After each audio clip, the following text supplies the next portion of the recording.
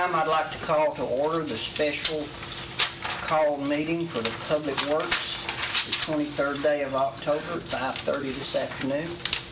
This is a new meeting for our committee. We normally meet once a month. We've chosen to meet twice a month to try to work out some of our trash issues and maybe pick a path to go for the future with our waste stream.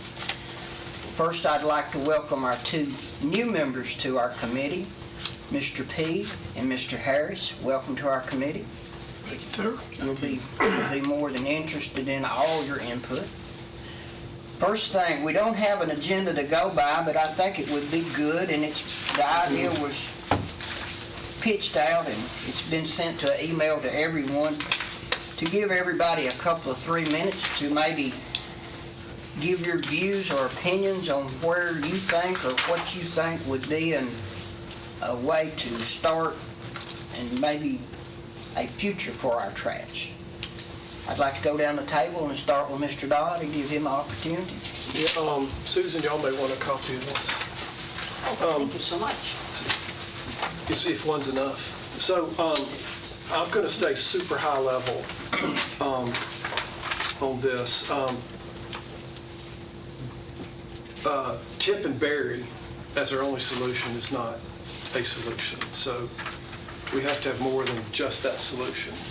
And again, high level, we've got to continue to tip and bury to a degree, in my opinion. We have to anticipate recycling also, and I'm going to combine recycling with repurposing. Recycling is separating and sending away. Repurposing is converting to another commodity. Okay, so I'm going to put those in one bucket. We repurpose trash, reuse it some way. And then the third, so bury, reuse, and the third is send it to somebody else to bury. Okay, so that's transfer stations.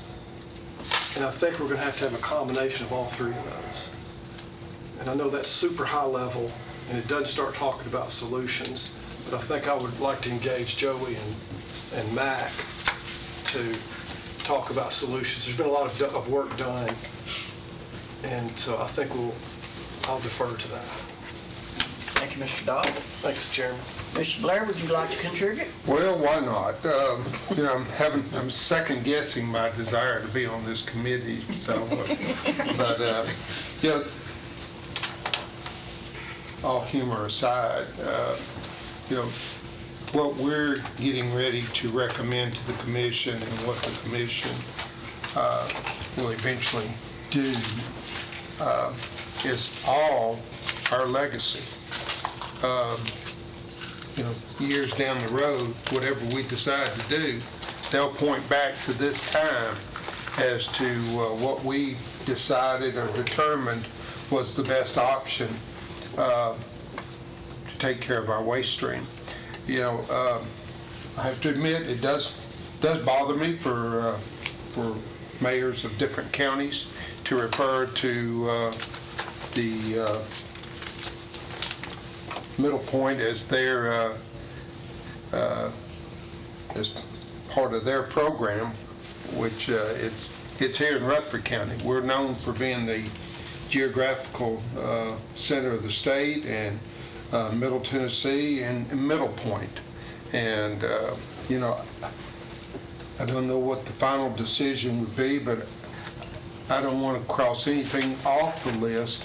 I just want to continue to look at every available option to be able to make the best decision possible. We've had some presentations here from different entities where they have biofuel from the process. We saw Waste Away with their fluff and the clean fuel, but having a somewhere for that to go after the process continues to be unknown. I'm a little surprised that with the technology now with scrubbers, with the coal factories, that that incinerators an incinerator hasn't at least been broached. Of course, everything has a price tag these days, but as far as the environmental impact, I would think the scrubbers would be an option. So I just want to say that I want to continue to look at all the options. I know Mac is going to make a presentation to us tonight about the potential of continuing the bury and cover, and I want to hear that, and I want to continue to look at the other options that are out there. And we're at a disadvantage because we don't know what that dollar amount is. Even Waste Away didn't give us any numbers, so I'm hopeful that at some point in time in the very near future, we'll at least know what we're dealing with dollar-wise and future impact. Thank you. Commissioner Sereno, would you care to comment? Okay, I'm glad to, I have been with the joining commissioner for since 2010, so I have been visit Mr. Nolan's site a couple of times, so I learned from that too. And also after we have made the trip to East Tennessee to Beckman View, so I learned a lot too, to see that we need to do what option. So like the Commissioner Dodd already mentioned, Blair already mentioned, we have the same team working on that to try to learn together. So tonight I think, I'd like to learn more from Mr. Nolan, the other trip, and so thinking the trip is helpful, be so helpful to the Commissioner. I have the different notebooks and everything else, plus he gave me tonight had more, something to learn more. So I'd like to hear the final option, from what we start, but also thinking about the grant, for example, if it budget might be not over, so how about the state grant, federal grant to help this one? Thank you. Commissioner Peete, would you care to comment?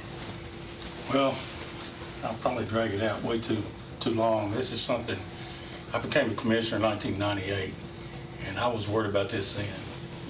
I actually got Mayor Allen to get up a trip. We went to Huntsville to their waste energy plant, and to make a quick synopsis of that, they supply all the heating and cooling for Redstone Arsenal, which is a huge complex. And I talked to them about dollars back then. I was even interested, even though before I was on budget, about the money that we were spending. And it cost them $100 million to set up that plant. They told me at that time that they could have paid it off in 5 years for the amount of revenue that they were making back. So that's always kind of tweaked my interest. Too, if you've never been to Huntsville, if you're on the Parkway there, their place is about a block or even less than a block. Just about throw a rock to it from their parkway, which is about like Old Fort Park here. You don't smell it, you don't see it. And they've got a building, once you go inside it, it's a big pit, and they've got elevators that run it up and they incinerate. And they 100% recycle all the glass, they 100% recycle all the metal. The energy that they're burning is turned into, of course, steam for heating and cooling for the arsenal there. The only byproduct I saw coming out of it was a wispy, light, very light smoke. When I say smoke, it was more of a steam type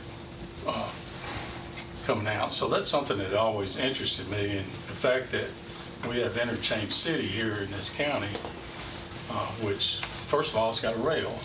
Second of all, it's on the edge of the county, and one of the biggest contributors to our trash is Davison, and it joins Davison. So if we put something in place similar to this, it doesn't have to be that, it could be a MRF, could be whatever, could be compost, that would be a good place to put it, because we could haul trash in by rail, keep it off our roads.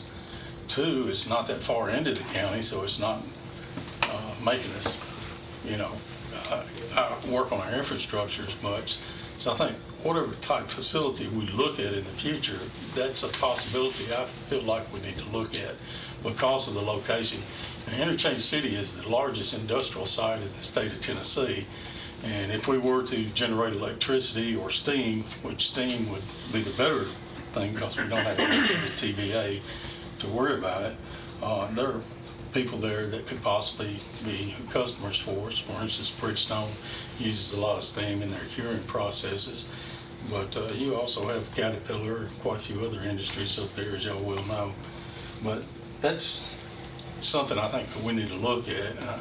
My bottom line on whatever we do, I'm kind of like Chonto, you know, we're going to look at whatever we can see. I went to Sevierville, also was able to go out west and see the MRF that they have out there in San Jose area.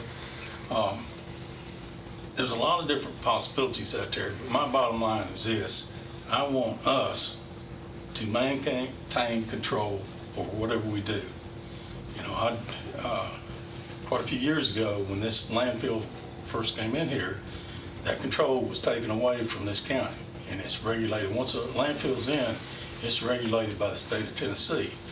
And not only that, we don't have a say on who brings trash in, what trash is brought in, and that's not tolerable to me. And I personally don't want a landfill.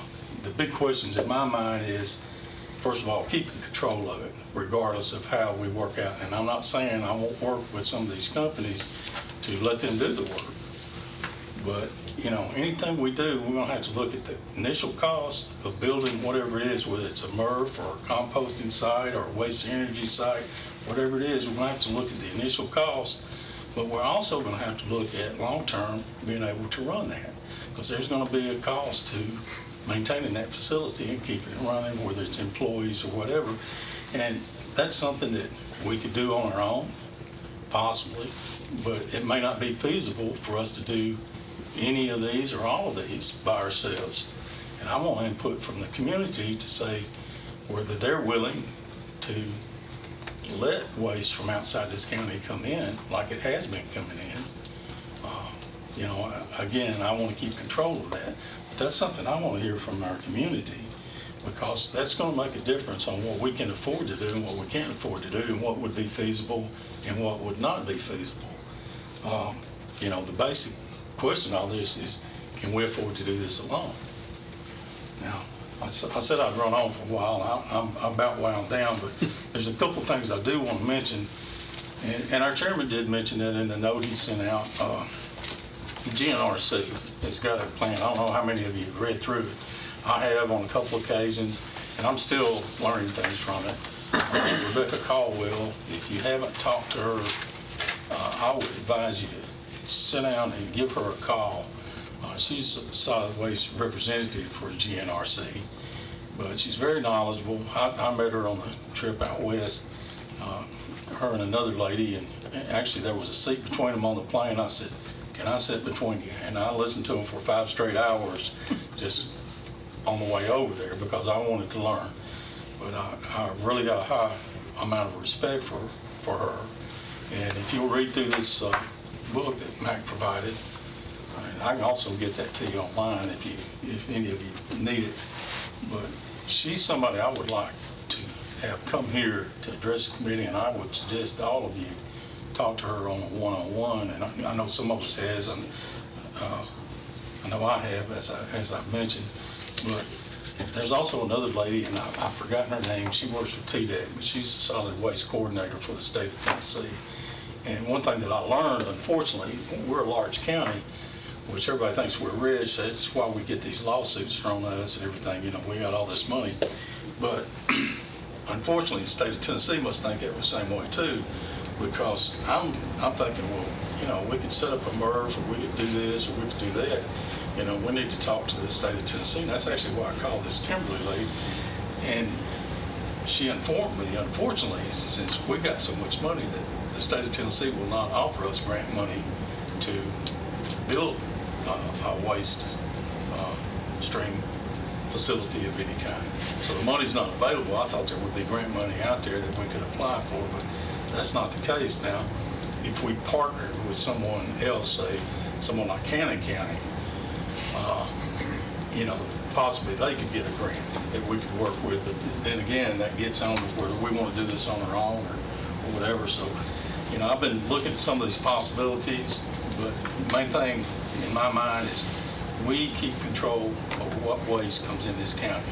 That's one of my main directives right there, and I want to hear from our constituents whether they're willing to allow waste from outside the county come in, because there's some of these things will not be feasible for us to do on our own. First of all, we don't have enough waste to do it, and secondly, it wouldn't be monetarily feasible for us to do. So I'm gonna stop there. That's enough. That's all. Well, thank you for your input, Mr. P. Mr. Harris, we'll have to get to you at our next meeting. You took all my minutes. You took your time. No, go right ahead, Craig. Well, when I ran, there were 6 things I ran that, I put a lot of time and effort in this, and there were 6 things that was my criteria.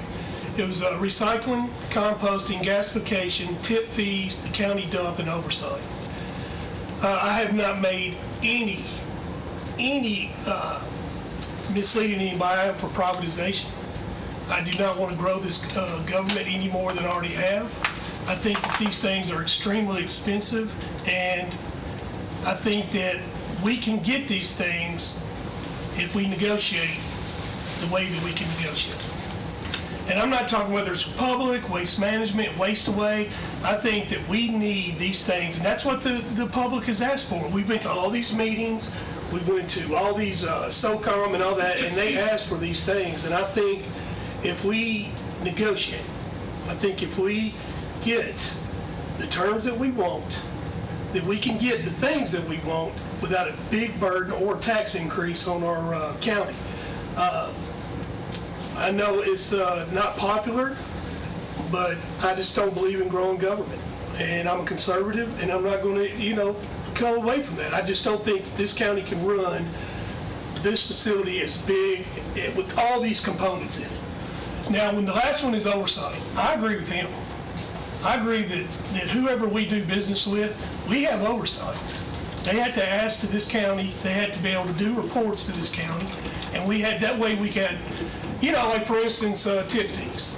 If somebody, right now, somebody comes in here and has a host fee, how do we know? I mean, we ain't, I tried to look at what the host fee's for.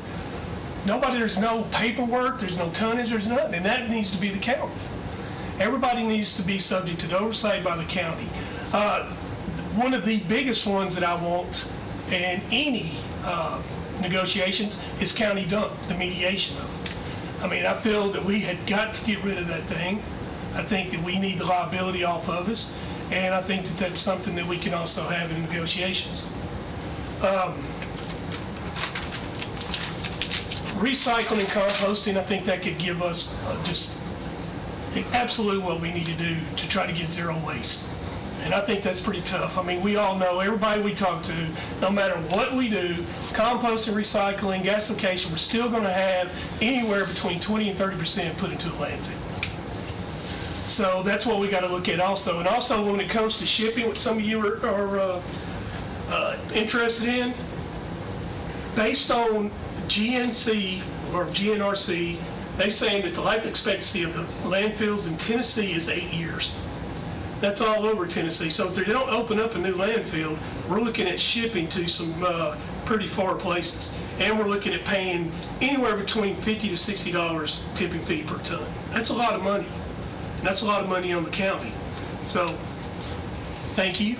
That's where I stand on it, and that's where, that I look. But also, let me say this. I am open-minded. I am for this county. I will listen to this county, and I think that every single person, no matter who it is, should be listened to before we make a decision on anything. Thank you Very much. Mayor Ketchum, would you care to contribute anything while we're pouring it out on the table? Just listening tonight. You're just listening tonight. Thank you very much. Well, that will make it my turn. A lot of people probably don't know how we got to this point. 30, 35 years ago, our rights for a landfill was bid away for a tipping fee.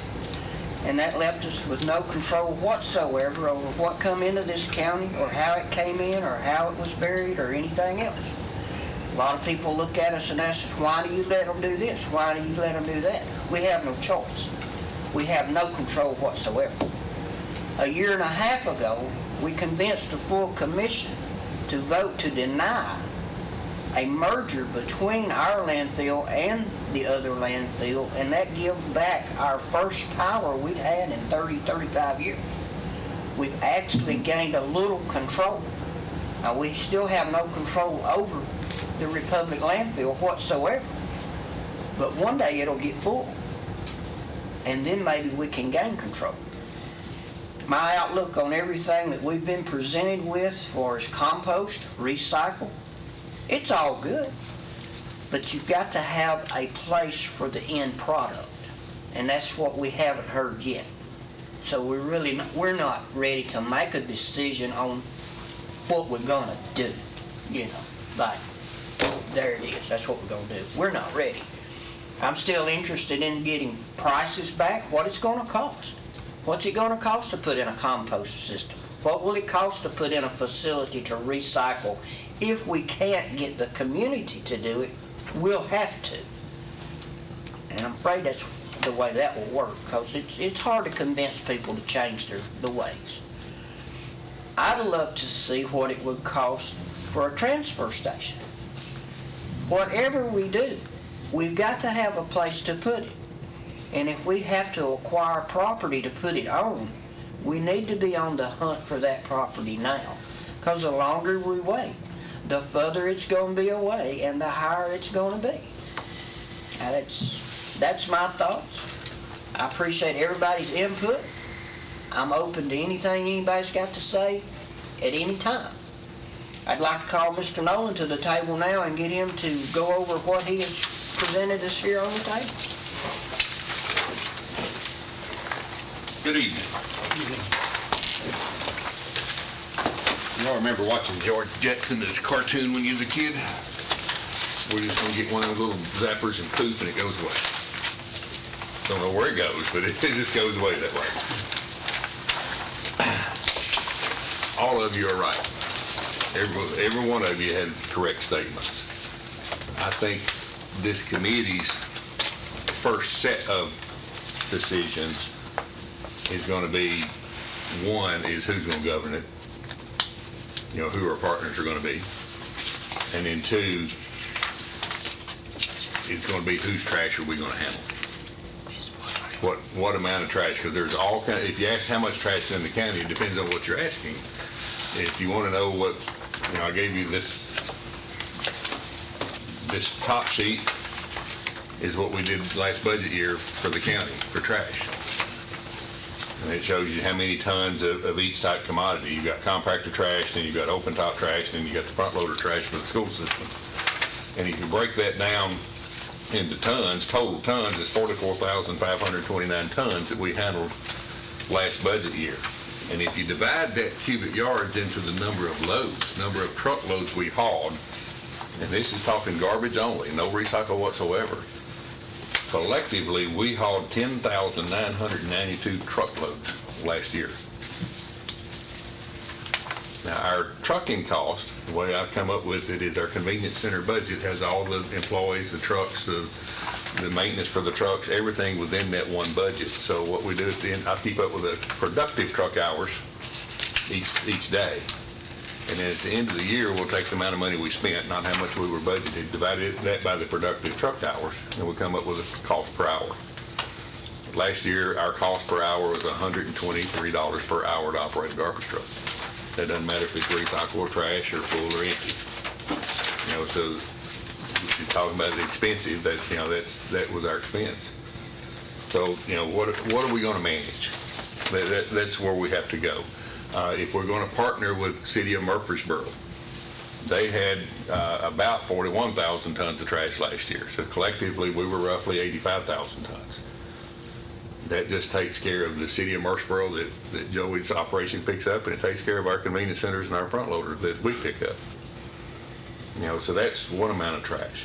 And then are you going to look at the other residential trash within the county? Convenience center trash, the best that I can come up with, and these numbers are several years old now, I was trying to come up with what percentage of the population depends on convenience center for their only means of disposal. So I contacted, at the time, there was 17 private companies that I knew of that ran here in Rutherford County. So I contacted each one of them, asked them how many homes they picked up. One of my first phone calls was to somebody I'd worked with years ago. And he told me right off, he said, I'm going to give you the number you're asking for. And he said, but my competitors are not going to give you because they don't want you to know how big they are. But at that time, that when we found it, wound up with the number of homes and the number of homes they service, about 20% of the homes depended on convenience centers, the only means of trash. So 80% had private industry or city of Murfreesboro.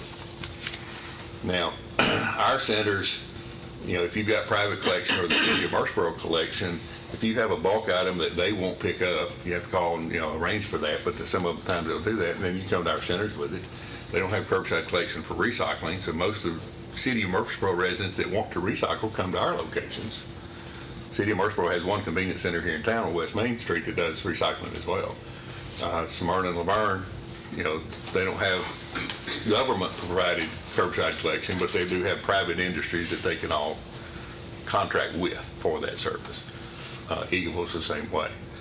So then if you want to look at the residential trash, then we're going to concern ourselves with all the residents, whether we pick them up or it's privately done, then that's another tonnage. Then are you going to look at the restaurant trash? If we're going to compost for food waste, we're going to need to look at that, because that'll be where a lot of the feedstock will come from. So then you tie it into commercial. So, one of the decisions is going to be, how big a system are we going to need to manage whatever we decide we're going to manage. And that's going to be a tough number to come up with. We control roughly 11%. Between City of Murfreesboro and Rutherford County Solid Waste, we control roughly 11% of the garbage generated in this county. The rest of it is done privately. Davidson County, same way. National Public Works controls about 11% of theirs. So it's a lot of privately stuff. And I get several phone calls and ask the question. Let me try to explain something to you, and hopefully I can explain it well enough. Middle Point takes in trash from 19 to 29 counties, depending who you're talking to. That trash that's coming from those different counties is not coming from the government entities. They don't have contracts with each of those county governments. That trash is what's being privately hauled by, more than likely, their trucks. So when we say it's coming from the southern Middle Tennessee area, that's probably a true statement, but not all those governments are the ones that send it. And it's private transactions between a private business and a private hauler going to a private landfill. So when you look at the APR numbers, which we don't have them for last year, APR? Annual Progress Report for TDEC, if you look at those, which they haven't completed for last budget year, or last calendar year, but Davidson County's trash was roughly 400,000 tons. Rutherford County generated roughly 400,000 tons, not all of which went to Middle Point. There's a lot of trash generated here in the county that goes back to Nashville to a transfer station to go somewhere else. By private haulers. By private haulers, that's correct. Let me interrupt you Yes, just sir. for a second. You said it wasn't the county's trash. It was being brought in here by private haulers from their county. What does their county do with their trash? Rutherford County, Murfreesboro trash goes to Middle Point. I'm not talking about that. I'm talking Right. about the 19 or 29 that's coming in. I'm gonna try to answer your question. Okay. Bedford County comes here. Cannon County comes here. City of Lebanon comes here. A lot of the other counties are going to competitors to Middle Point. They're not coming here as far as the government contracts. Now, the privately industry, yes, they're still coming. So 89% of governments have about 11% of the waste streams, That's great. and they're going potentially elsewhere. They don't have contracts necessarily with Middle Point. That's correct. The Republic. 89% of it's coming here. 89% of Davidson and Rutherford is going to Middle Point. No, I'd say Davidson County's trash that comes here is probably half, somewhere 50 to 60%. The rest of it's by a different company, one of their competitors wants it more. Another Berry. Yes. Mr. Chairman. Yes, sir. Okay, we get almost $1 million for host fees. Depends on how much trash they take. Yes, sir. Who's Last- paying that? Republic pays that to Rutherford County, and then that goes into the solid waste fund balance and helps fund the solid waste department. So Republic's not necessarily charging counties, they're just paying us per ton? I'm sure the counties are paying that in their disposal fee. But yes, to answer your question, Republic's the one that actually pays us for that. Because I'm kind of with Commissioner Piercy, I don't really understand, like, what does the county do with their trash? Because if we're charging them, or Republic is charging them and they're paying us a host fee, then, you see what I'm saying? They're charging for each load that comes in from out of the county is what they charge for. Okay, so it doesn't matter if it's private or not. If it comes from a Correct. county, they got to pay us for it. Yes. Okay, thank you, sir. And to give you a little insight on that $1 million tip fee that we get, I don't think it's ever changed. In 30 years? Has it, Mayor? It's been the same dollar forever. No, it's changed. And that Nancy Allen. Yeah, it was $1, and then it was $1.10, and a 20, and it was $1.30 now. $1.20. How long has it, $1.20 now. how long's it been since it changed? I've got a report I can get you. We'd like to see that. The actual contract says that, it will start out at this amount, in a certain amount of time it moves up and it escalates. And then once it gets to $1.20, there's no more escalation. And Steve's that's gonna been go several get years. that, but it was about 800,000 what they paid us last year, I believe. Yes, sir. Okay, so it's less than $1 million. To your knowledge, $1.20 is, we've hit a contractual cap. Is that Yes. what you just said? Yes. The way the agreement is written, once it got to the $1.20, then there is no more increases. And it's only a 2-page document, very simply worded, and there's really no room for negotiation left in it. I mean, So we're locked in at $1.20. Yes, sir. There's nothing we can do to raise that up. Unless you want to cancel that one and renegotiate, and you're probably not going to get free disposal when you start that Absolutely. Is that Now- per yard, per ton. per ton? Now, I showed you these sheets of paper. That's where we was working with GBB, and we were looking at the possibility of, Have we exhausted that previous, okay. you've got all of this, so you're so absorbed in it.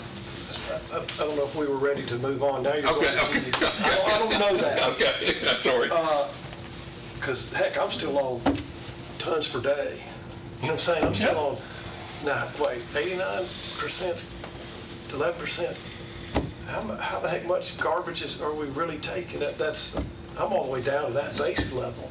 How much are we taking? If it's 800 a year, who's measuring the tons? It's capped at about 20. Is anybody checking the scales? Do we have any? It's never We been just get a audited. check. It's never been audited. A And that's check what that I'm shows- saying, That kind of thing, so On heck, we oversight. can get so bogged down though, y'all. Yeah. I'm sorry, I'm just not ready to go GBB unless these guys are Okay. ready to move on. No, I mean, I agree. How do we even know what we're getting? They send us a check with a report of how many tons it was and the dollar amount. Now, I don't actually see that. That goes to finance. But as far as, to answer your question, has it been audited? And as far as I know, it's not.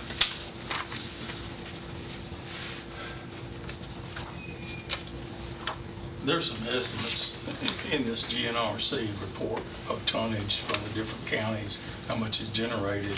I don't know that it says specifically how much of that is diverted into our landfill here, but I've heard at one time there were up to 32 counties Yeah. that were actually sending waste here at some time or other, or have in the past, or still are, so. When I worked, at that time, it was BFI.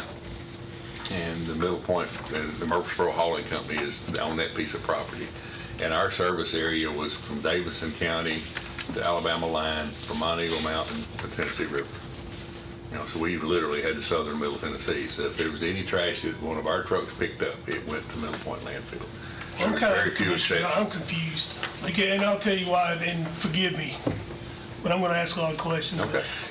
You said that they had to pay a tip fee, the county.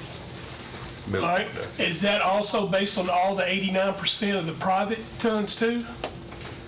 Yes, So we get that money from them no matter if it's private or public? that is correct. Okay. Every ton tipped. From outside the county.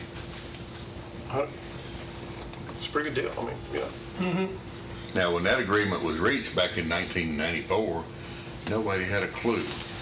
Population increase and all that kind of stuff that's going on that we have today. They just didn't see that coming. But at that time, it was a really good deal for them and a pretty good deal for us. Now it's not worth a dime for them and a really good deal for us. So to make sure that I understand exactly, so if I take my trash from my home to the convenience center, I leave it and I'm done. But if ABC collectors, they come by my house once or twice a week, and they pick it up along with my neighbors, and then they take it to Middle Point? It could, or Okay. they could go back to Nashville. Okay.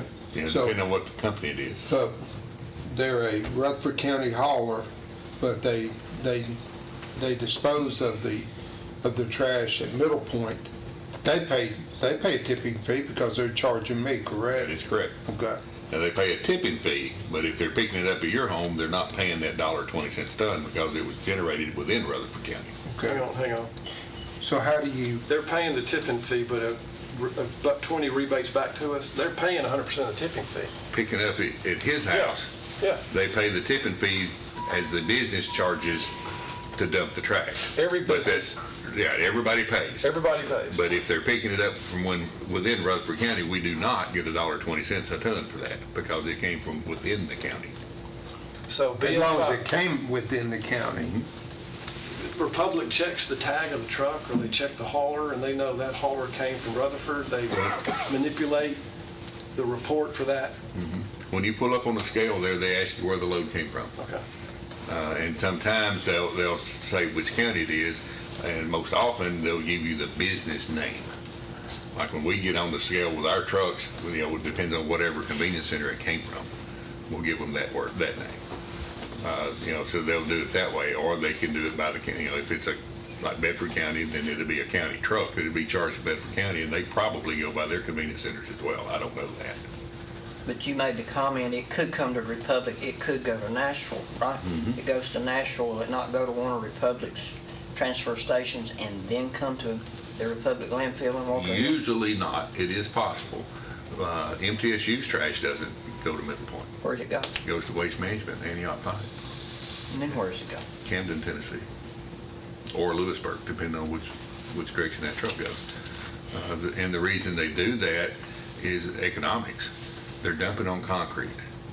They're not going through the landfill. And usually it's not as long of a line, not as long as a weight, but you know, if you're dumping on concrete, your chances of flats is much less. You're not running through the mud either, so your truck stays light.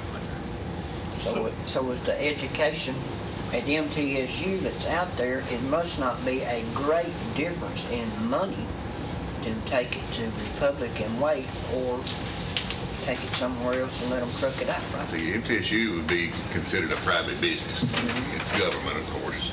But MTSU would negotiate a tipping rate. And I don't have a clue what their rate is. And at Waste Management, they would have done the same thing. You know, so, you know, it may be more money to pay for it and the travel time, but you don't tear up your truck tires and you don't get your truck dirty, so it's a maintenance, you know, advantage on your truck. There used to be a private residential company here in Rutherford County that's been bought out now, but they went to Nashville and dumped their loads because of that. Keep the trucks cleaner and not have as many flats. One thing I might throw out there, just doing some quick math on this, $1.20 tipping fee there per ton.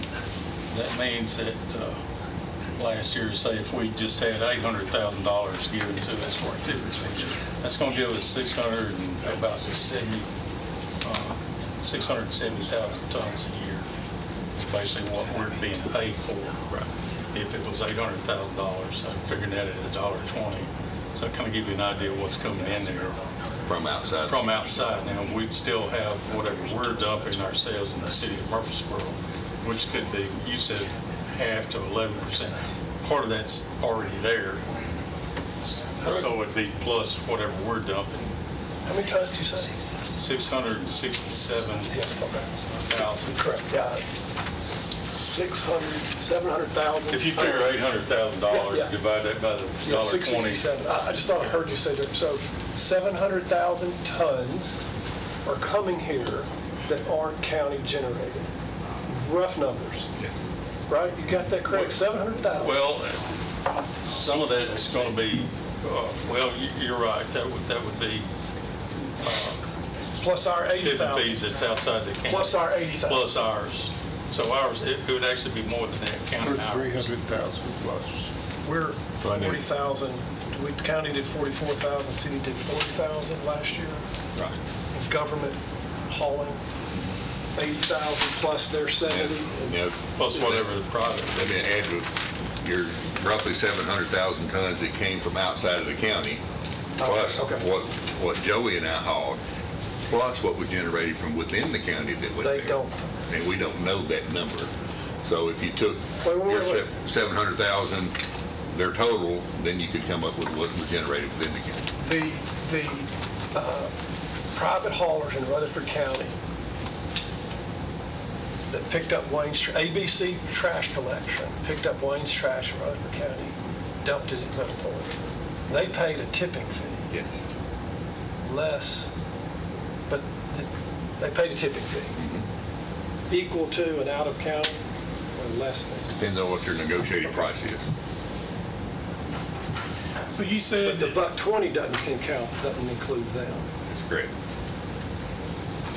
so you said MTSU uses Waste Management? So Waste Management is already in Murfreesboro.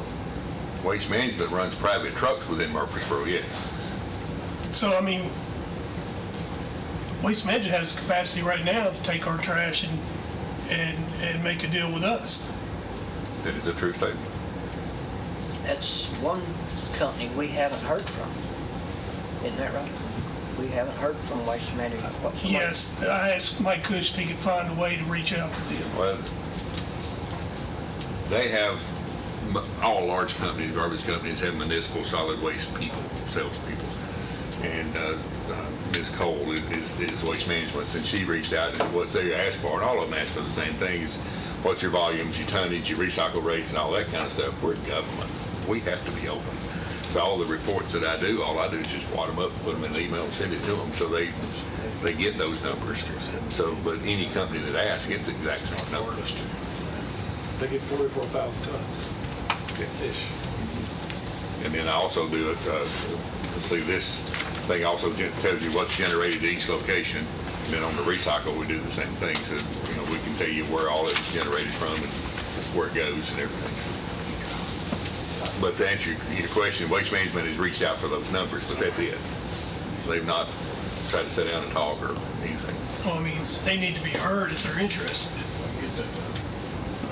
Well, as long as we have free disposal, then we really don't want to negotiate with them. Well, no, but I mean, that's what we're looking for all alternatives, right? I Right. mean, we're looking for other things. If we're staying on the high level, like he said, we have to look at everything. Absolutely.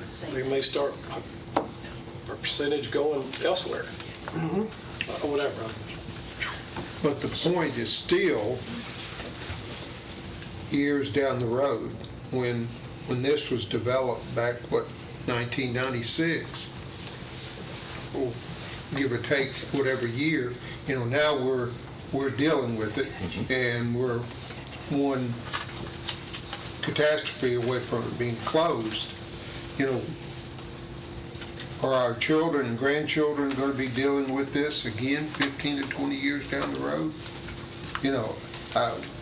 Whatever decision we make, I hope will take into effect that our children won't have to fool with this again, that the stream will be going the proper place, and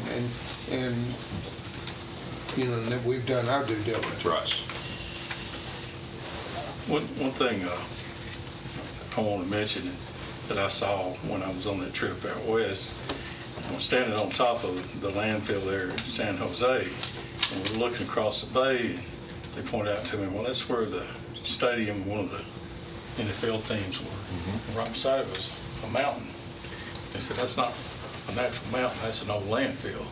And then they pointed over here and said, see that one? That's also an old landfill. And they pointed on over. So basically, and that's been happening all over the country, or at least in that area, for quite a while. So it kind of makes you wonder about the legacy that we'll have, since you brought that up. And, you know, just standing there on that flat ground looking out and nothing, no mountains in the horizon except those man-made trash hills. We were standing on that landfill at low tide, and the odor from the low tide smelled worse than landfill did. So if you smelled the sea odor at low tide, it out. They covered up the landfill odor. Any more questions for Mr. No? Don't let him rest. You may not have much input on this, but just reading all that we're reading these days on recycled materials, plastics and metals. Of course, plastics, we already know they're just trash.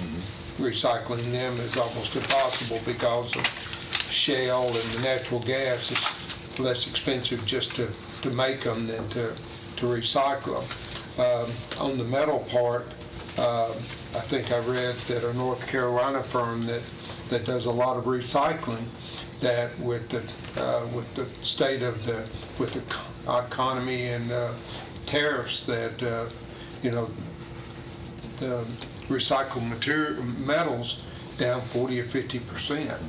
So, you know, just recycling is become a substantial problem in itself, and finding some place for it to go. Right.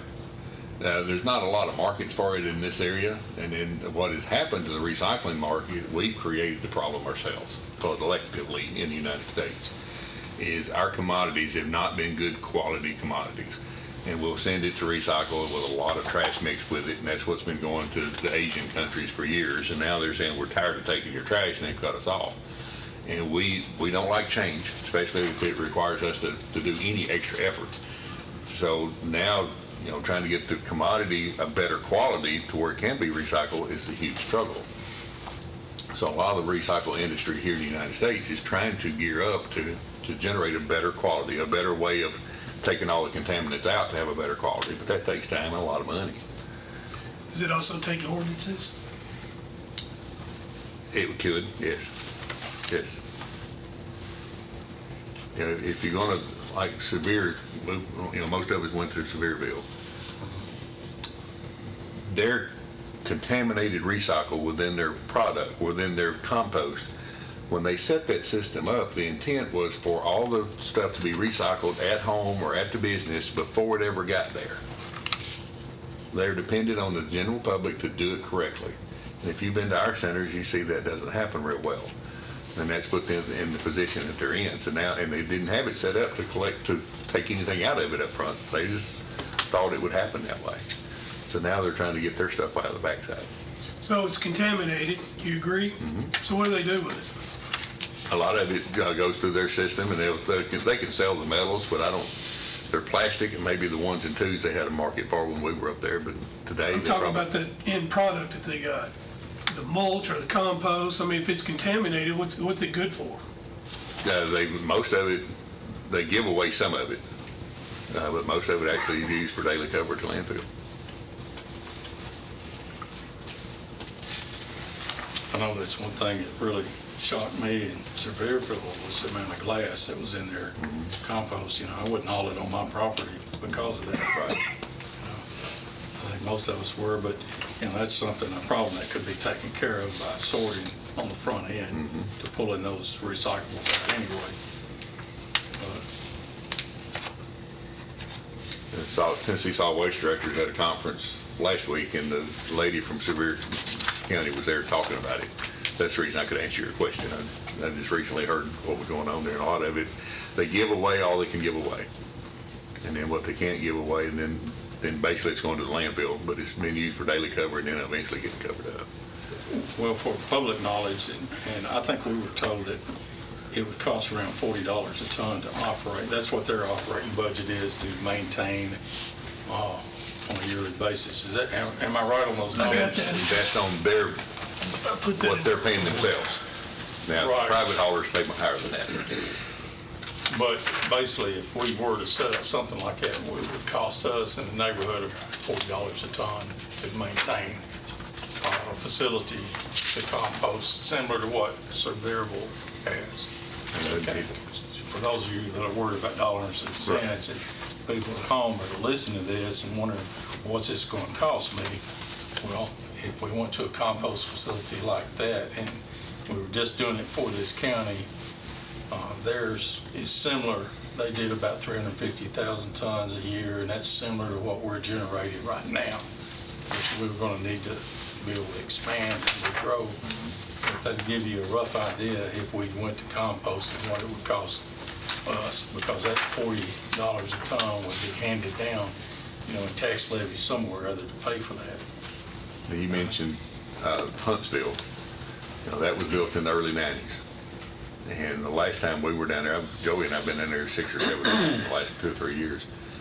Asked them, if we were wanting that system built in Rutherford County to handle the amount of trash that we need to handle, how much would it cost?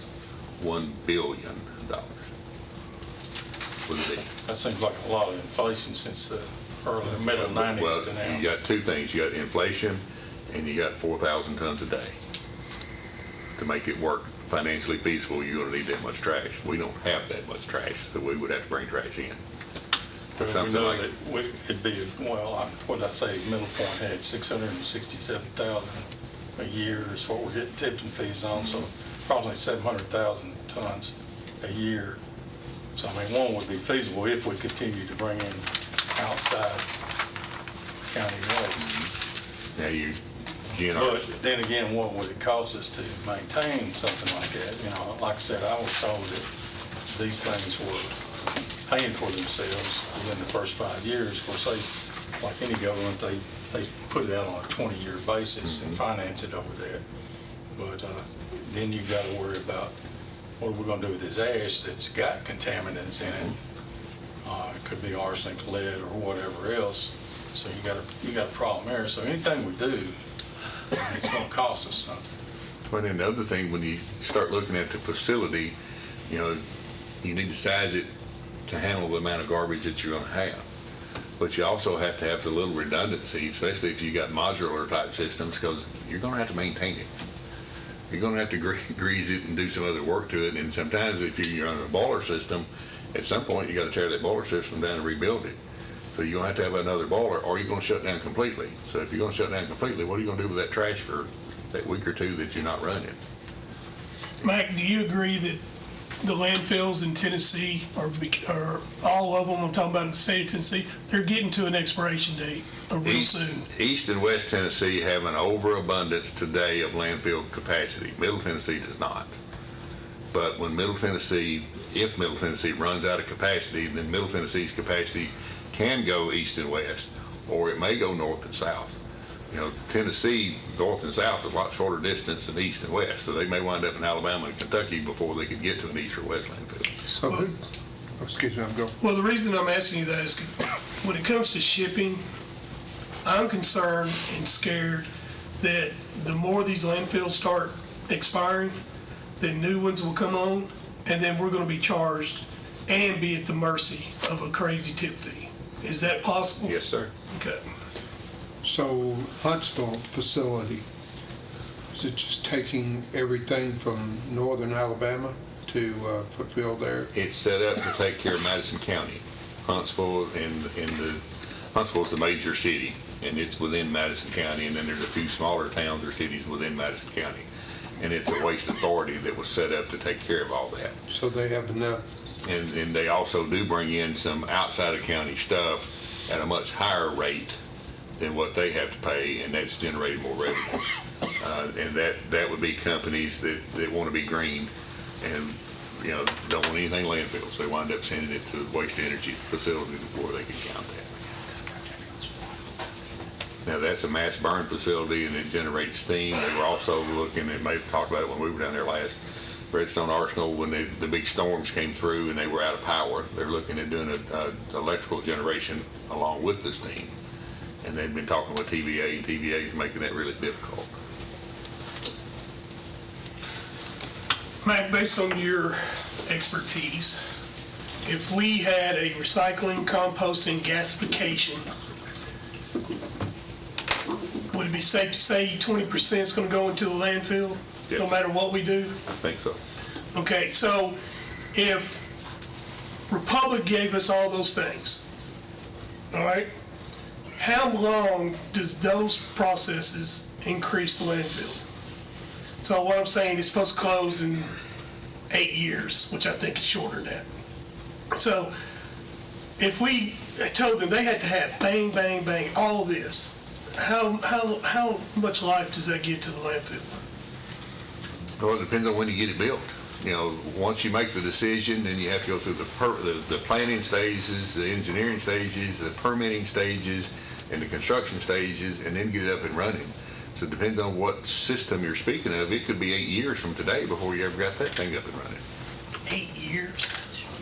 When we went to Florida years ago, Joey, 6 or 8 years ago, we went to a waste energy conference, the first one we went to, and it was, we toured Disney's anaerobic digester to where all the food waste gets digested. And there in the state of Florida, they had just built a new waste energy facility, which was a mass burn facility that would do 4,000 tons a day. It took them from the time they started talking about it until the time they got it commissioned and up and running, 10 years. And that's building one right beside an already existing one. So you're in a favorable climate, everything else. It just took that long to get it up and running. So I tell Republic Waste Management, I want to build a facility, I want to start now. It could possibly take 8 years before they come If online. you're going to do a mass burn waste energy facility, yes, sir. Now, if you're going to do a composting facility, no, it shouldn't take that long. If you're going to do a recycle facility, it wouldn't take that long. You know, if you do a waste-away type facility, it won't take that long. So what about this Fulcrum? I'm interested in them. So their gasification. So are they going to take 8 years to come online?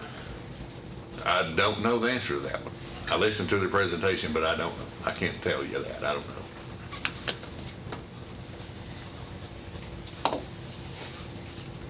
But they're a good solid 5, 6 years. Just saying by the time we act, we're a year away. I'm afraid, you know, a year away, and then a year of transactions, construction documents, whatever. And then permitting, I can see that easy 2 or 3 years if we're going through TDEC. Right, 5, 6 years. Well, you know, Is that if you had too the, outrageous? if you had your piece of property for whatever facility you're going to do, and you have your engineering consultants do the plan and get everything ready, and you send it to TTEC, you should get a response back from them within 90 days. Should. You know, and of course they're going to, if your contractor didn't do it right, then you're going to have a lot of questions and go back and do some revisions and all that kind of stuff. But if you send in the right plan, they're required to get it back within 90 days unless they have to change something. You know, so the permitting process takes time, and most of the time, the extensions of it is where the generator of the process, us, didn't do it correctly. So it could be 2 or 3 years. But even a compost facility like y'all seen and we saw at Morrison, that's what, year, 2 years, if we told them today, before you could actually dump trash into it. Hopefully not that long, but very likely. And, you know, you're dealing with government, and our government moves extremely slow. Well, I was just talking about their part, because I saw no new pieces, boxed, sitting up there anywhere that, you know, they could just pick up, bring it down here and set it up in a building and say, here you go. Oh, yeah, So yes, you're they have to 100% be right. built.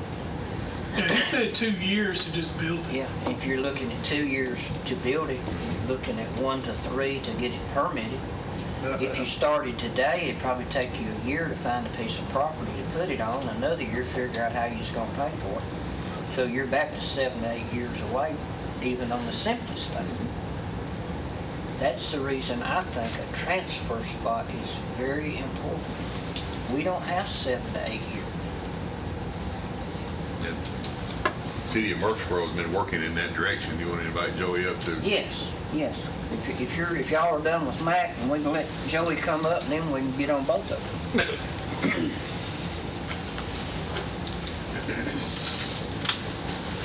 Before he starts, I got a question for you. You've been talking about these private haulers. What are they charging per ton, just so a household that doesn't do that will know what the fees would be Per ton for, for hauling waste from a residence? depends. You're talking about a residential collection? Yeah, That's priced per month, not actually per ton. okay. I pay So- 60 a month for my garbage collection. I remember reading in the paper, there was a different cost for Depends. industry versus residential. Now, if He you're talking lives in about the Williamson city, County. but you sit and you're talking about city of Murfreesboro, it's $7.50 per cart per resident. For commercial, it's $30 per cart.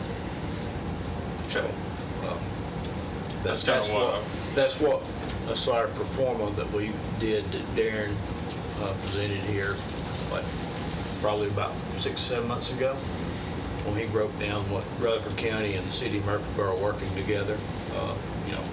It's about 18%. We get a combined effort if we go together instead of going alone. To try to help answer your question, is if you and I had a hauling business and we want to go to a landfill to start dumping, we'd go sit down and talk with them. And one of the questions they would ask is, how much trash do you have? How many tons a day are you going to bring us? And the more you have, typically the lower per ton rate you're going to get. So, if you and I are competitors, we probably don't have the same tipping rate.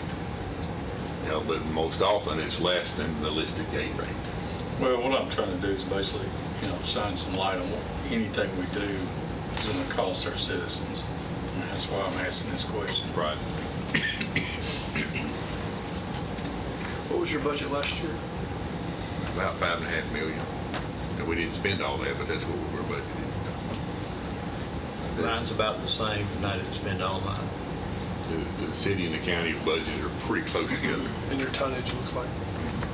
Now, along with this tonnage, I'll let Joey toot his horn. He had a little less garbage tonnage than we did, but he had a whole lot of mulch.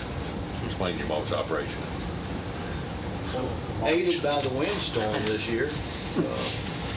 We did, right now, as of October 18th, we've done a little over 44,500 tons of yard waste. And just about every bit of it's been ground. But the big, yard waste, the city of Murfreesboro, our contract with Republic is basically about a 2-pager. Almost the same. The only difference is we treat the leachate, but where y'all, Rutherford County, has a host agreement, we actually have a cap on the amount of tonnage that of garbage that we can actually take into the landfill, and we have reached that. But that is because, one, the sewer sludge, water resources goes to Middle Point. The street sweepings that we do from the street department goes to Middle Point. And a lot of the little different, houses and stuff that we break, that we used to take to the Rutherford County landfill, a private contractor now does it, where I used to go in and pick it up for the community development. They now have to hire a private contractor because we do not take, our contract with Republic's very specific household trash. It's not houses. The only thing that we probably have got that we have done a little bit differently is if we have a storm event. Because in the past, when we had the county, when we had the Good Friday tornado, and we actually had the floods in 2012, most of all the building material and stuff like that went to the county C&D site. All the all the yard waste, I'd say, except for what the road commission picked up and stuff like that, about 98% of it came to my mulching facility. So we sort of offset the trash going into the C&D site and the yard waste coming here. What does it mean that you've reached your capacity at Middle Point? What are you doing? When we talk about the reaching our capacity, we have reached a, sort of like the 120 cap that y'all have. There was a cap on the amount of garbage that was to go, because when you look at what the combined between me and the water resources, we're about 70,000 tons going into Middle Point. And so if you reach that capacity, do you It stop costs taking me- it, or it cost you more? It just cost me like $230. They charged me about, I think, a penny a pound or something, or a penny a ton over It's the free top. tipping for X number of tons, and then it's Then it gets escalated up about a penny to 5, and that's non-negotiable. It does not, the cap does not change, 5 cents or whatever. That's, like Max said, it's a 2-page document, and there is no wiggle room. It's just like at our convenience center. It's 1 compactor for garbage and 2 open tops. Out of the goodness of Republic's heart, they're the ones that put the recycling in there. It's not even in the contract. All it is for 1 42-yard compactor and 2 open tops At West Main? at West Main. Now, the city's been working toward, in your budget, Right. toward As far as the transfer station, we've got a couple spots that we have located that we're looking at. In my budget, what we call our capital improvement plan, I've got $2 million budgeted for the purchase of the property. In the following year, I've got $2 to $3 million budgeted for the building of a transfer station. How many acres? Well, I've been asking for 50, but I've been told that I'll never get that much. But you ask for what I'm probably gonna get 10 out of the whole deal.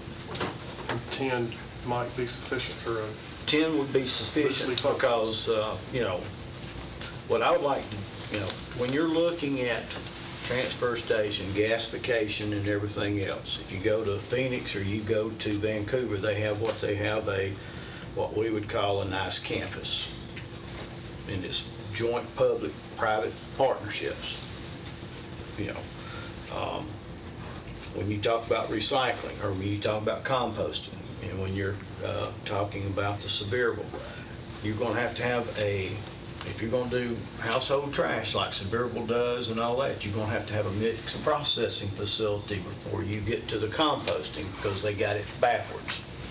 That's the reason why you got your glass and your plastics and everything in there. But when you start looking at a mixed processing facility, that's a whole different cost than just a compost. the facility that we toured when we were out in California on the landfill. Right. They had wet waste, dry waste, and then the food waste in the brush. That building we went into is the mixed processing facility. Right. And those are, Because it had garbage and recycle all mixed together. They separated it all there. You're talking about the MRF. Yes, sir. right.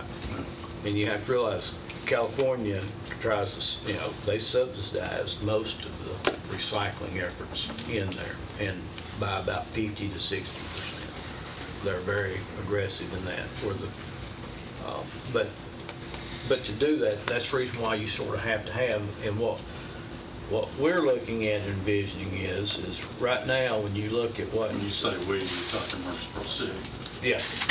Well, Mac and I talk garbage all the time. I have a chair in When I his say office. we, I want to know which one are you talking about? Yeah. Well, Mac. You and him? Yeah. Okay. Well, he has a chair in my office and I have one in his. Well, I just want to be clear on that. Right. But what I envision as far as a transfer station is about 1,000 ton a day. Transfer station, because you've got to build it big. If you don't even use, right now, if you look at it, it'll be about 400 tons if both of us were in there to dumping roughly, might as well say it's a little bit short of 400, but you might as well build for the growth. If I had brought my notes, I could tell you exactly how many new carts I have set since January 1 in the city of Murfreesboro, which is over 14, I know it's over 1,700 because I've bought 2 new loads of carts here. That's how many come on a tractor trailer load. But if you look at a recycling, if you want to just do it and cut to the chase, is you have a transfer station, you bring one side be the recycling side and one side be your garbage side. You recycle what you can. Your corrugated is a good start, and you do your steel and aluminum cans. Plastics goes. Glass goes.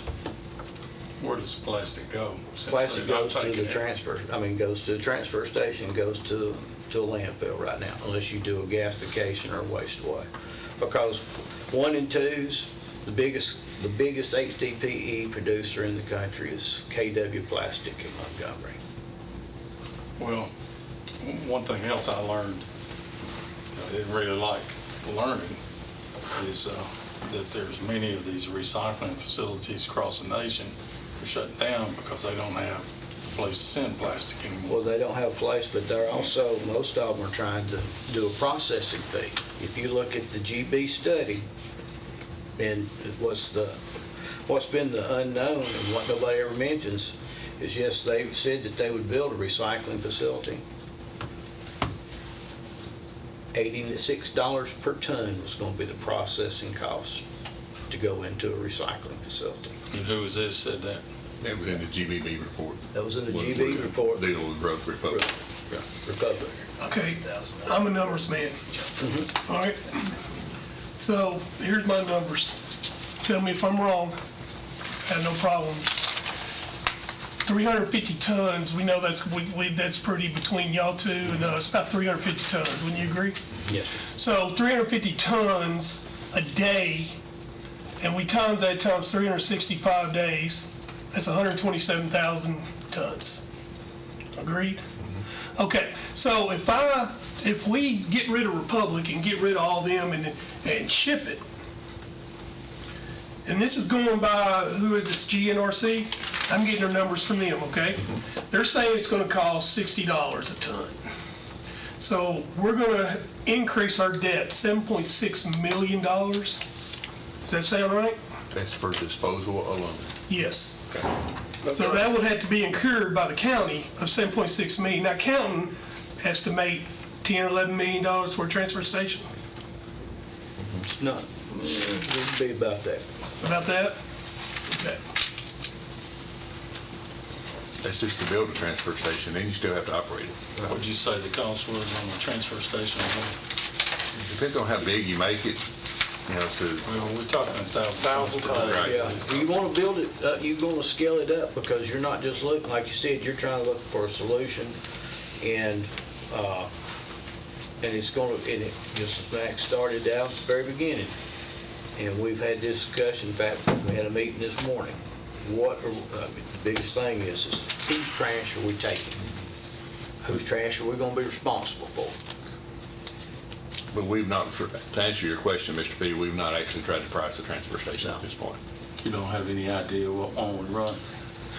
10 to 12 million probably. For a 1,000-ton facility with recycle sale and trash sale. Then what we do is push the recycling that Matt collects and comes from our stuff, just go into it and then put it in the open floor in a trailer and then take it to a recycling facility. We'd be able to clean up the bags and stuff that people seem to like to put in their recycling or tote their plastic into to the recycling facility, and then because the bag is a hefty bag, it's plastic, it goes in there, even though you got a sign that says 1 and 2s. Trying to educate our public. One thing that we talked about with GNRC and the Tennessee Solid Waste Directors Association is getting some consistency. It may be at some point a memorandum of understanding between the cities and the counties of the greater Nashville area that we're going to recycle these commodities. And we're going to try to do it in the same manner to where, if you move from northern part of Tennessee to Murfreesboro, then you're accustomed to that. This is the way we do things. What we have learned throughout the years for the 95 counties in Tennessee, there's 95 different ways to handle trash recycling. Nobody does it the same. It's always a little bit different. To go back to your numbers guy, and you made a comment that I liked. I think if I heard it correctly, you'd like to see our landfill dug up. Yes, sir. Well, no, sir, that's not, I want it fixed, Remediated. mediate. So, And I'm thinking, Isn't that how reclaimed? much does that cost? when we were sitting around talking about if they were to take ours over and they dug our landfill up, everything buried in our landfill and put it on a line sale, that doesn't mean in theirs, it could be a new line sale built on the current property there, but somewhere in the neighborhood of 6.6 million. One thing you mentioned a minute ago about And this that's transfer. free disposal. We don't have a place to dispose of it right now. One thing you mentioned about these transfer stations that keeps coming up, you're talking about moving, say, plastics to somewhere else. And one thing that I learned on this trip out west is you don't have a place to sell the end product. I don't care what it is, whether it's plastic or dirt or compost, but I will say this for Republic or Waste Management or some of these big firms that do this, is they will find a place for this to go to. They actually started sending that plastic to Indonesia where it had been going to China. I don't know what they're doing with it now, but I'm afraid about building a transfer station to move plastic around. The only place we're going to really move it is, maybe to a waste to energy facility, or we're going to landfill it. So I'm kind of iffy on doing a lot of transfer here. I mean, I see a use for a transfer station if you've got a large amount of trash being generated in one area and you've got to move it a long distance over to, say, another facility. Yes, I can see the use for it there. But to say that we're doing this because we're going to recycle plastic, I think we're throwing our money out the window, personally speaking. But whatever we end up doing, we got to have a buyer that's going to be consistent from now on. Now, the plus that I saw on the waste to energy is we know that our county's paying $11 million a year for electrical costs. So if we were generating electricity, some of that cost, I assume, would be offset and plus help us lower what our citizens are going to have to pay.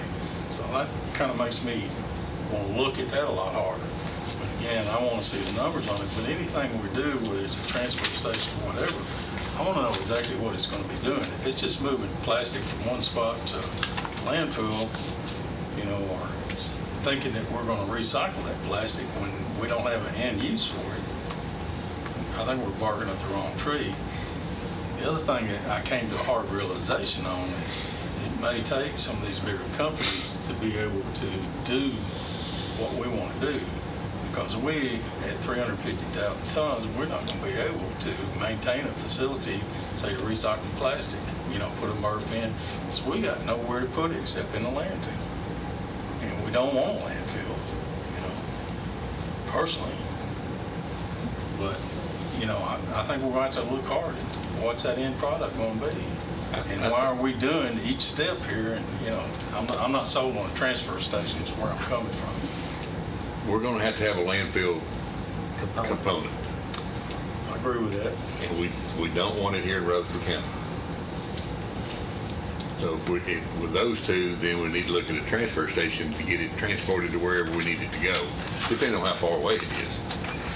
Today, if we had a transfer station on the south side of Murfreesboro today that was owned and operated, or owned at least by the Rutherford County and the city of Murfreesboro and operated by a private entity, we would be putting a lot of our trucks in that landfill today and sending those trucks to Middle Point to dump for free, but you still got the trucking costs to go along with it.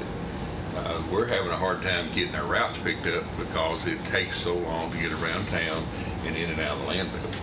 And, you know, just keep adding trucks to the mix, all you do is it's costing more money. You know, and we can probably do that. We've got another driver, we had one start Monday, we got another driver starting this coming Monday. If we can keep everybody, we'll be finally fully staffed for a while. Well, would curbside recycling help that? Yes, it would. If curbside recycling, to kind of go back to where y'all were talking, whatever decision that we make, all the commodities that we're going to manage and recycle and compost and burn and whatever we're going to do, we need a private industry partner to help with each of those. So if we're going to deal with garbage, we need a garbage partner. If we're going to recycle, we need a recycle partner. If we're going to compost, we need a composting partner. You know, that way the tax dollar structure doesn't have to try to fund that whole thing. You got some private industry involved in it. Private industry has to be profitable. They cannot stay in business without being profitable. Therefore, we can't give services away. It make us have to be profitable. I would like to own the asset, own that piece of property, and maybe put their equipment in it. That way, we've got some control instead of them doing it all for us.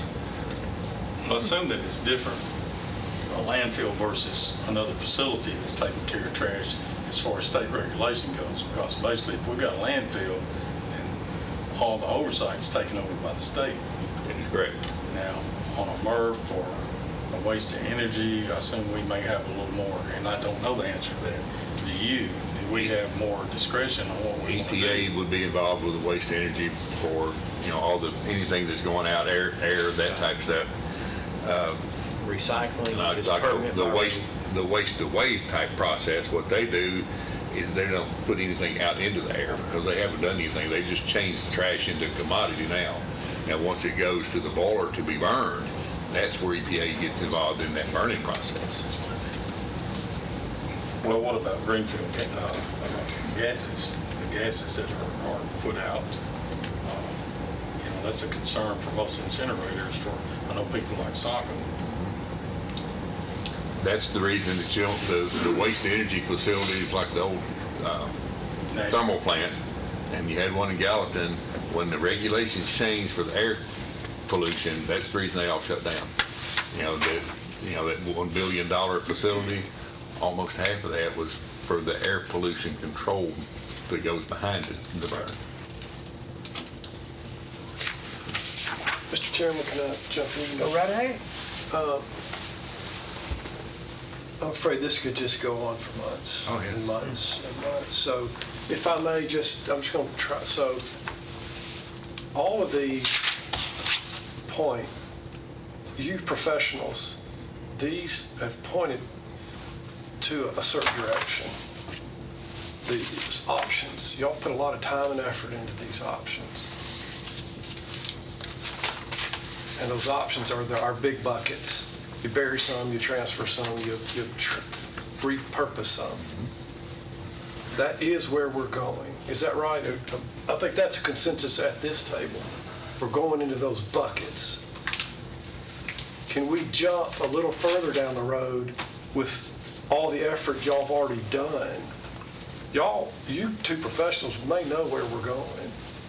I think we're going into these buckets. Let's talk money. Let's talk, what do we start with first? Did we do your option 3? Let's build a transfer station while we're talking, because some trash is going to have to get out of here in a few years. Right. Can we jump further down the road, or do we need to dissect? I think you're backtracking. I agree with everything you just said, but I think you need to look at who's going to be our partners, try to get that decision made. Then that helps us know whose trash we got to deal with now. So can we spend some,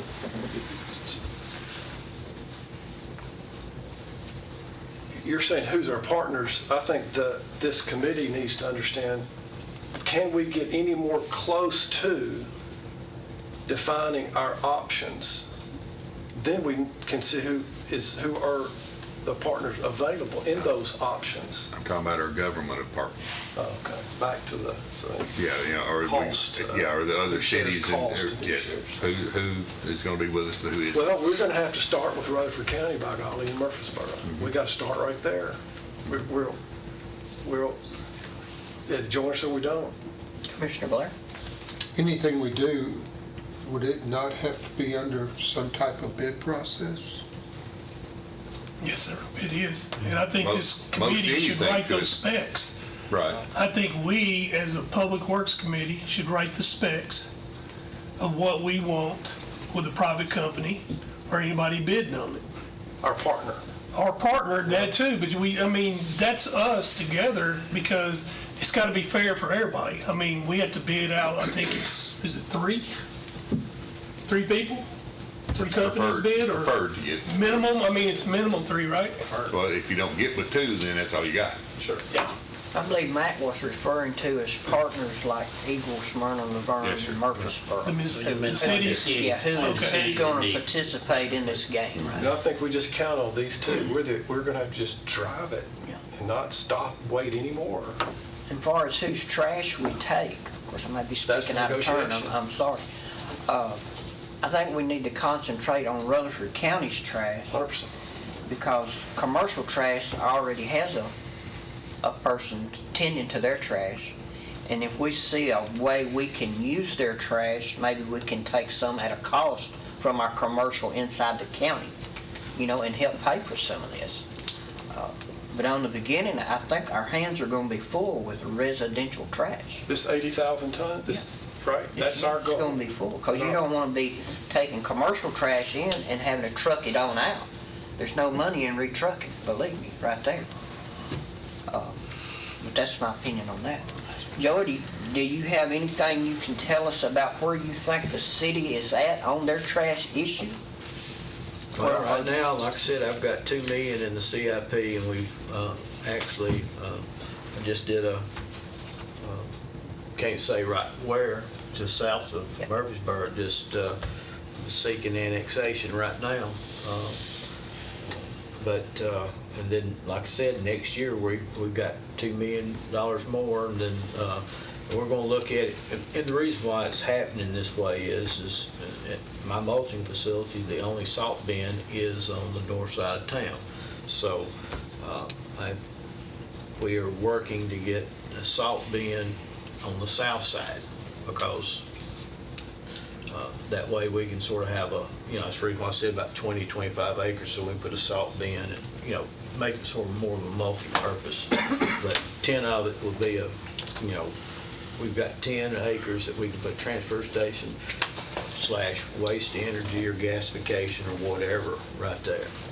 Recycling, to me, if you're just doing corrugated steel and aluminum cans, that's the, when I started in '86, you was talking about the prices of corrugated. When I started in '86, it was $25 a ton.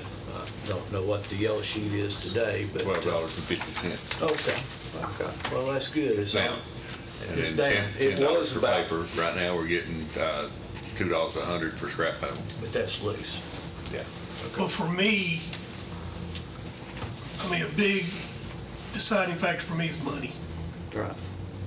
I mean, When you. I don't want to raise taxes, and I want to make sure this county, right now we get free dump.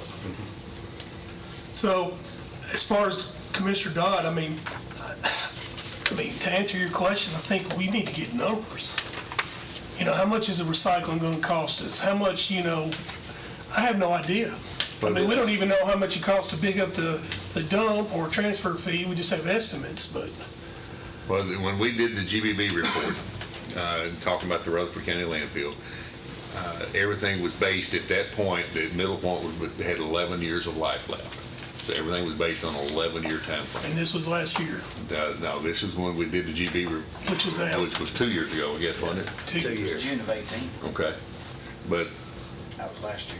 right, but if we decide that we're gonna keep our landfill, close our landfill, and maintain our landfill for that 11-year period, we're looking at spending close to $30 million to keep it and maintain it for 11 years.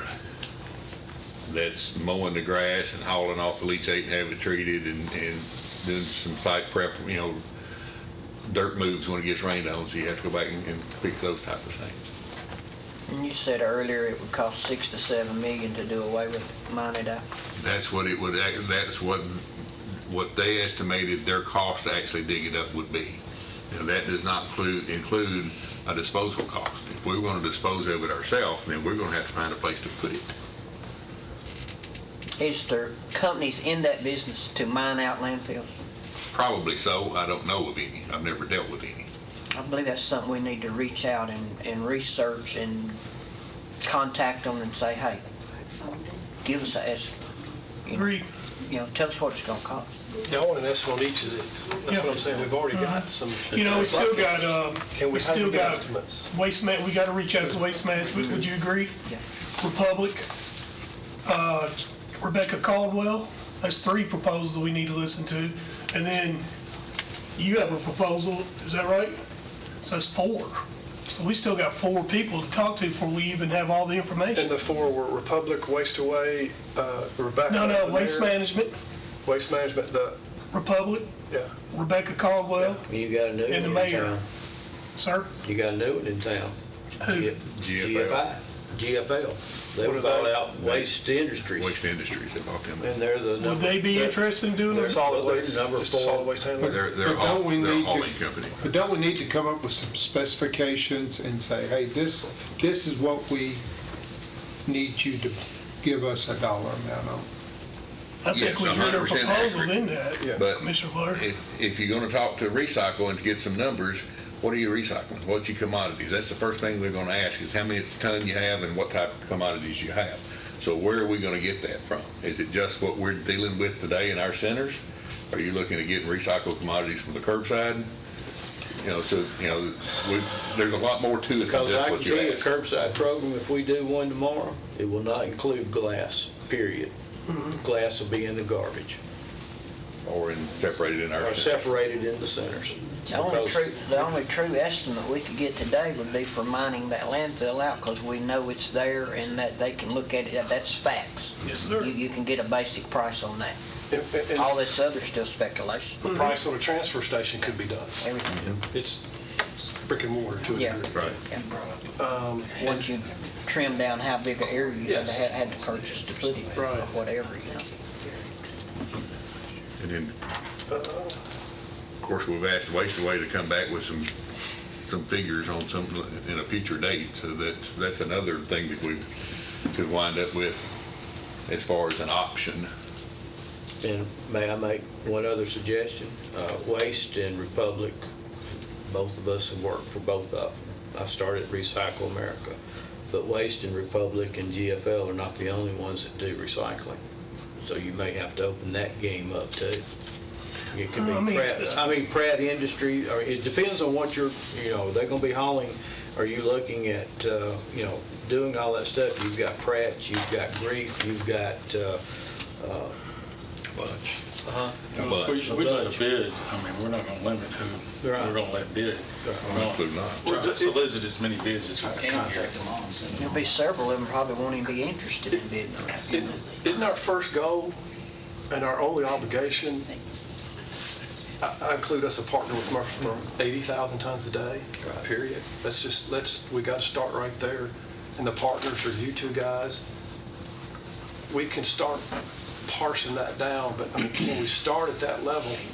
Can we get 2 or 3 options to deal with that 80,000 tons a day and get the people who handle the 3 buckets in here, 1 a month for the next 3 months and 4 months?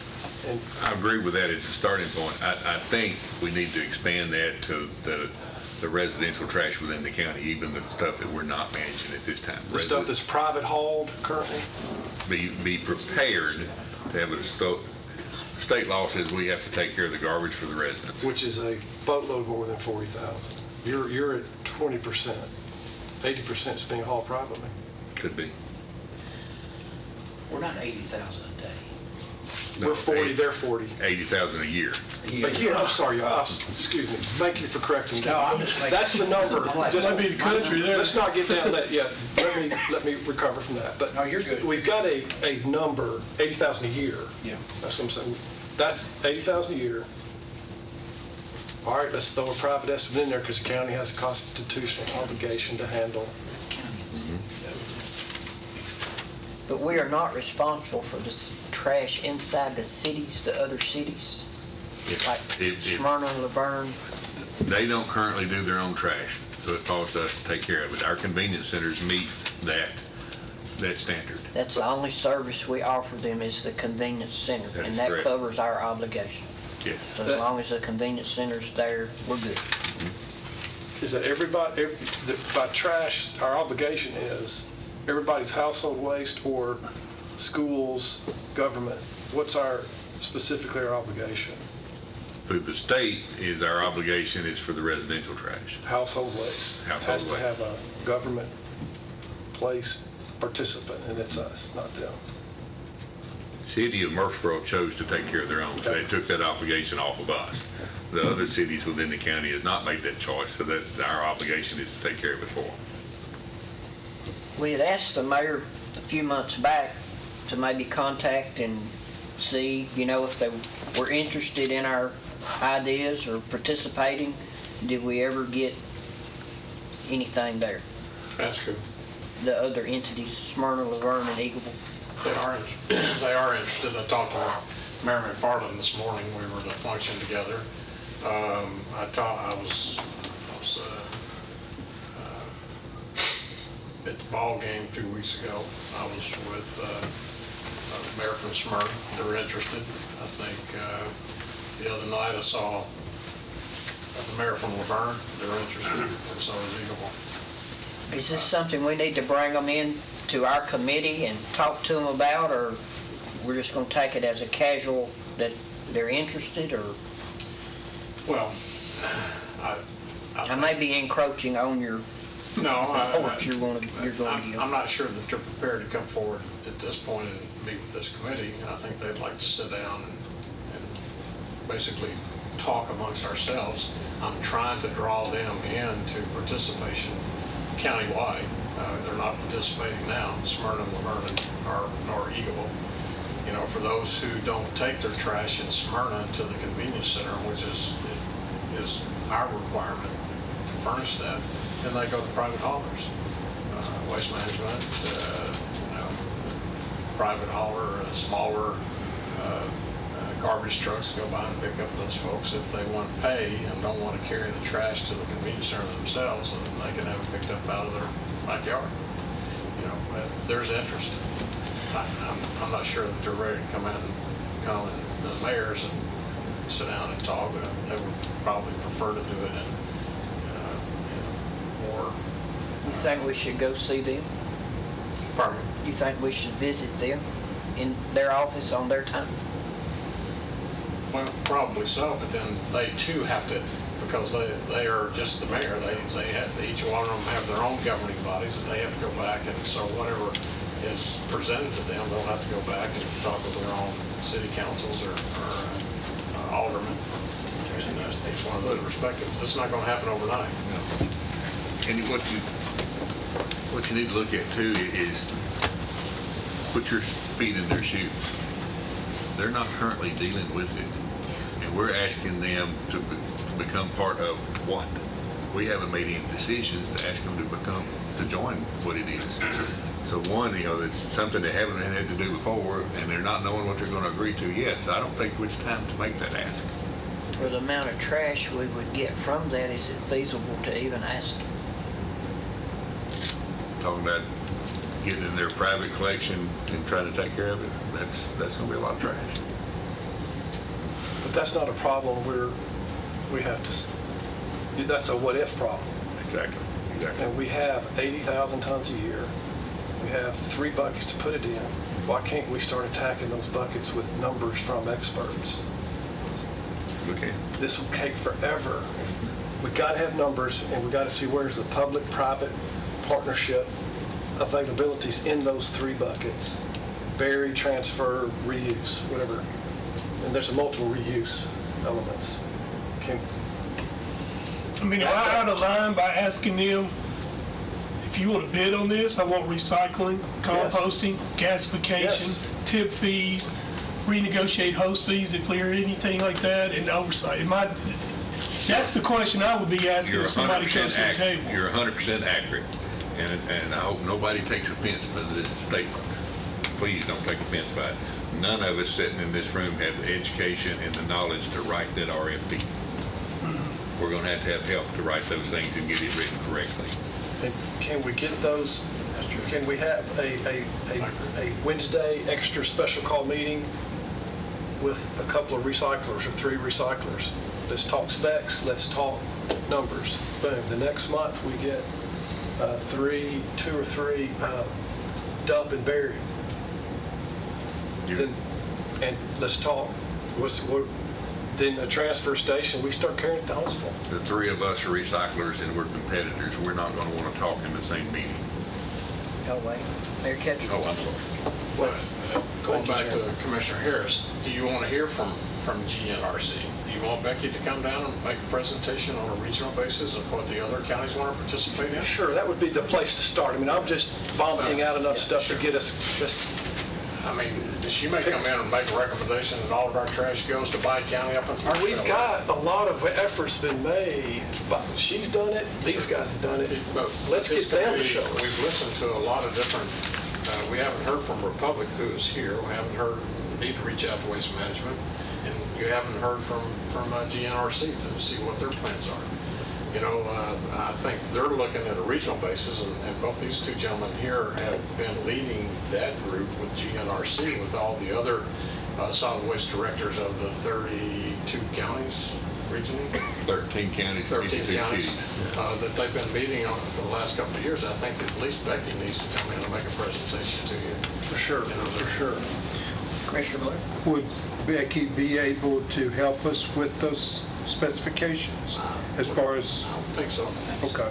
So that's probably our VIP to get in at our next meeting. Becky and these 2. Sure.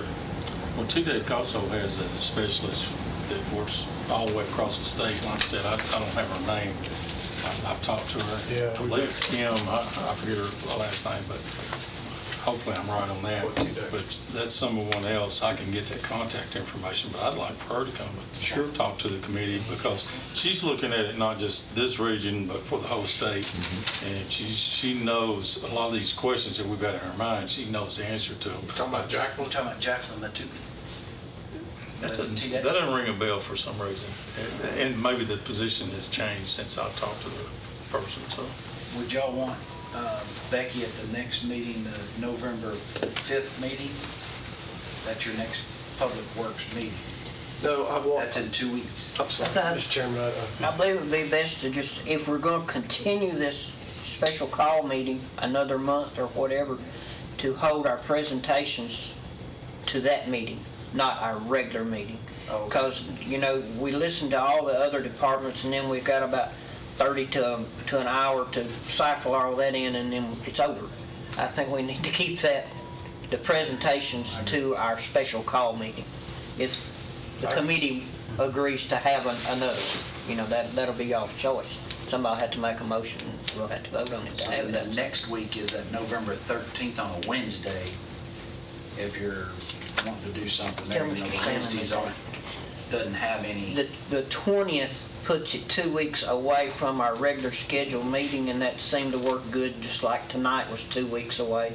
And the 20th is open on the calendar. Okay. If it's okay with the committee members. to have it November 20. November the 20th. The next meeting, 5:30 right here. And I would propose, Mr. Chairman, that we discuss the 3rd Wednesday in December as well. If we choose to have that meeting, the 18th is the open date that doesn't fall into the Christmas weekend and interfere with people's travel that week. And February was also the 20th, 16th. November the 20th. We So, can Mr. contact- Chairman, are we going to talk any of this at all during our Public Works set meeting on the 4th or 5th? We can. That'll just be the committee's choice. Okay. You know, it's an open meeting, and people can bring ideas, and motions can be made and voted on, and turned down or passed, or it's just, that's how it operates. I've got a quick question along that. and that's directed back to our mayor. Do you have a presentation you're going to bring to us with your thoughts on this? Yes, sir. And when were you planning on doing that? Well, I was going to try to do it in November, but I've got personal conflict come up.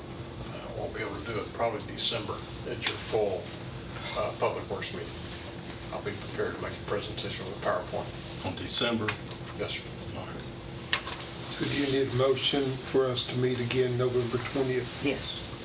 I'll make that motion. Do we have a second? Second. All in favor, say aye. Aye. All opposed? Motion passed. Can we commit to a high point of that agenda?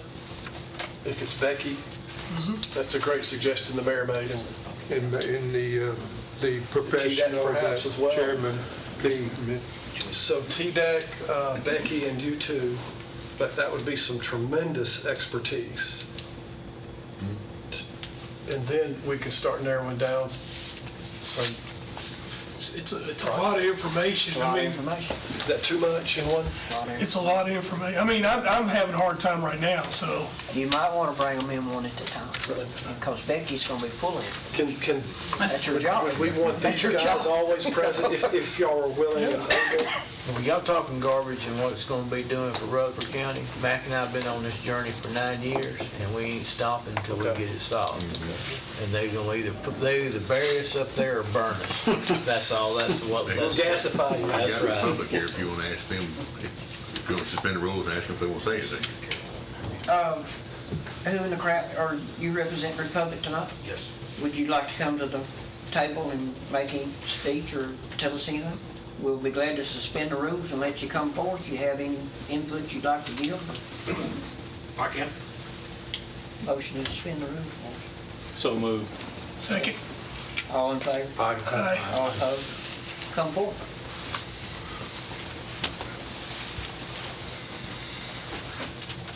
Have a seat, Jeremy. Chair. Welcome me- to our committee. Thank you. This is Jeremy Jernigan, and Jeremy and I worked together at BFI back in the old days. So we've known each other for a long time, and he started out washing trucks and stayed with the company, and now he's general manager, so I'm really proud of him. Well, I come from the corporate world, so we don't use the word old, we use experienced. Experience, Yes. okay. We're experienced trash guys. No, as most of you know, because you took the trip, we've been partners in offering suggestions. So at any point that the committee is ready to solicit opinions and offers, we're certainly ready to do that whenever the schedule permits itself. So Will you be prepared to give us numbers and? I mean, I want a proposal. I mean, I want to hear what you can offer, what you're going to offer, so. if there's some clear guidelines of what's expected, we can be prepared to. set a meeting. Guidelines, what we don't have. Exactly. We'll have to wait on the numbers until we get closer. Would it be beneficial to have somebody from Republic present to us, though? What is Republic? They're supposed to be coming in Tons. November, are they not, Mayor? I'm sorry? In Republic coming to our meeting, they're not coming in November? No, sir. Okay. Do we need to hear tons, just a general accounting of our current landfill? Would it be beneficial to hear that either at a regular Public Works or have Republic? He may be able to give you that now, I don't know. As far as, How many tons per day are you averaging? What information would benefit us to hear? yeah, if we can get some clear guidelines of what the committee is interested in seeing and hearing, we can certainly put all that together and present it. I think that's something we'll need to discuss in a meeting.